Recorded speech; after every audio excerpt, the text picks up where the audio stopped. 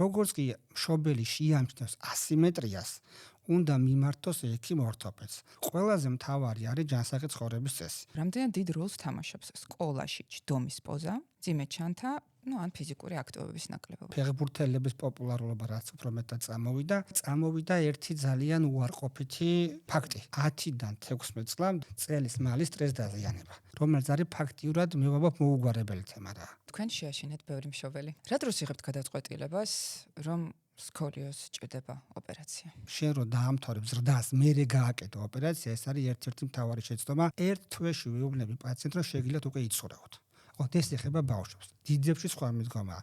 დიდებში დაახლოებით 6 თვიდან 1 წლამდე მიდის დისკომფორტები და ტკივილები. არსებობს თუ არა თუნდაც ერთი ვიტამინი ან დანამატი, რომელსაც შეუძლია სკოლიოზის გასწორება ან პროგრესის შეჩერება. ვიტამინების ნაკლებობა არ იწვევს სკოლიოზს. ფიზიოთერაპიაზე მე ჩემი მეგობრებისგან მსმენია ის, რომ ეს არის უბრალოდ, როგორ გითხრათ, ფსიქოლოგიური დამშვიდების მომენტი, ნახეთ? არ არის ეგრე.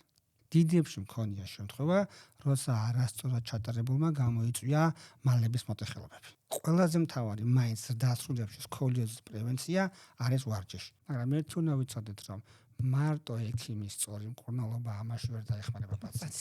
უნდა იყოს უკუღარ, რა თქმა უნდა.